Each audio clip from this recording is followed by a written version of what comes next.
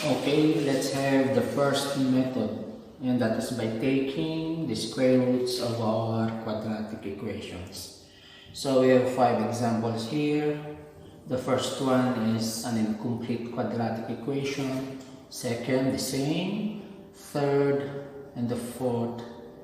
This one is not really an incomplete quadratic equation. It's complete, but it is written in a different form. So we are going to solve this one also by taking square roots.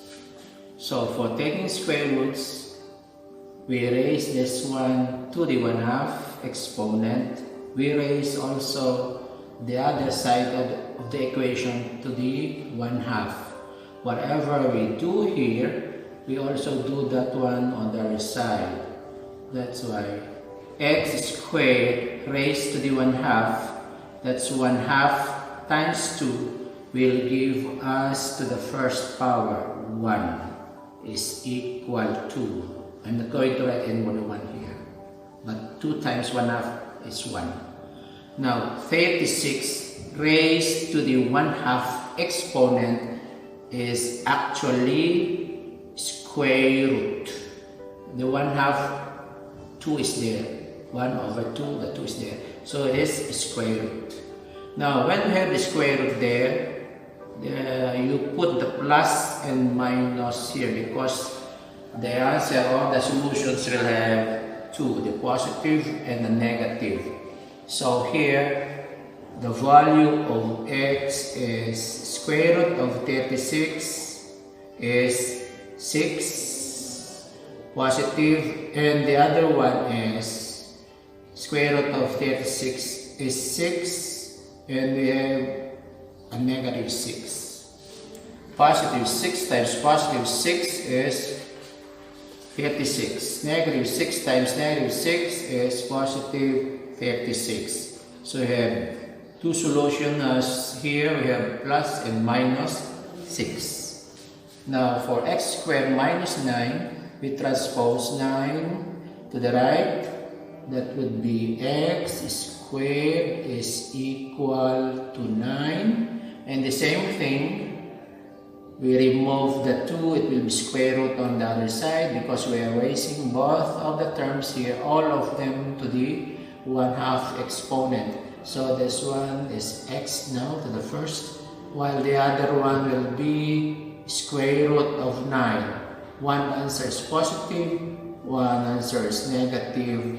So here, x is equal to plus and minus square root of 9 is 3. So we have two solutions here. For number 3, we transpose first negative 50 to the other side. We have 2x squared is equal to 50 here. We remove first the 2 by dividing this by 2 and dividing the other side also by 2 here. So we cancel the 2 here. And this one will give us x squared equals square 50 divided by 2 will give us 25 here. And then removing the 2 here, raised to the 1/2, raised to the 1/2. So x is equal to 1 is positive, 1 is negative, and we have the 25 square root here. And taking the square root of 25, 1 is positive, 1 is negative, and we have 5. So the answer here is positive 5 and negative 5.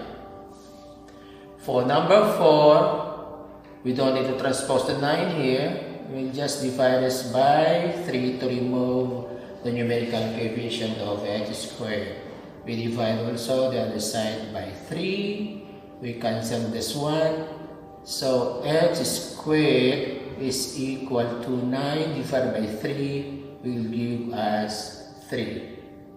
And then x is now equal to plus and minus square root of 3.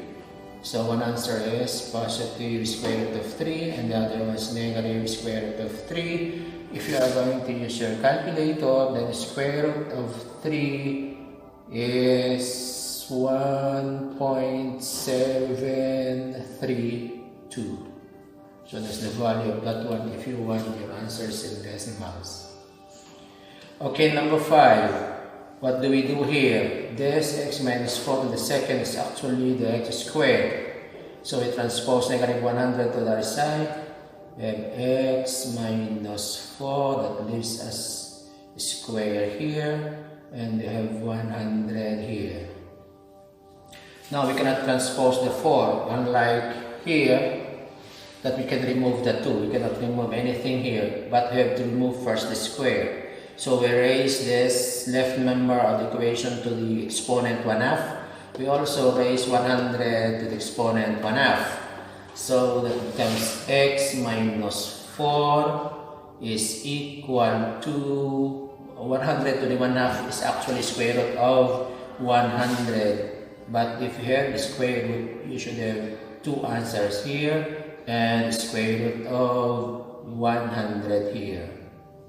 Then we take the square root, x minus 4 is equal to plus and minus square root of 100 is 10. So we have this one. Now it's time for us to transpose negative 4 to the other side. We add 4, we add 4. So here we have x, where do you want to put the 4? You want to put the 4 before the plus and minus, or you want to put the negative 4, which is positive now, after the 10. If you want, just put after the 10. So we have plus and minus 10.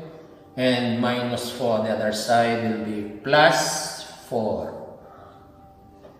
Now you do first the plus and then the positive and then the negative 10.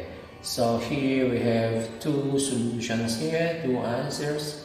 So if we remove the minus, we have positive 10 plus 4, or 10 plus 4, we have the first solution, which is 14.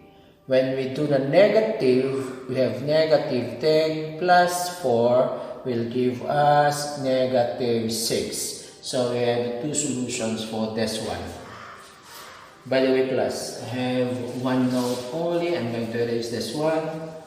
Okay. Now, number 6, example. Can I erase number 2 also? So I will not be confused of so many writings here. Now we have x squared and then plus, say, 14 times 14, 16 is equal to 0. So when we transpose 16 to the other side, we have x squared is equal to negative 16. Now we do the square root, so that would be x now raised to the 1/2, raised to the 1/2, and we have here a square root of negative 16. If we have a negative square root, then there is no real root. So your answer here is we cannot get the square root of negative 16, even if your calculator will complain and will write their error. So here your answer is there is no real root. Okay? It does not mean that if you have a quadratic equations, you will always have solutions for that. But sometimes we don't have when we have a negative square root. So always remember, if the number that we are taking, the square root is negative, it has no real root. It's different from plus and minus here. The negative is inside, there is no real root.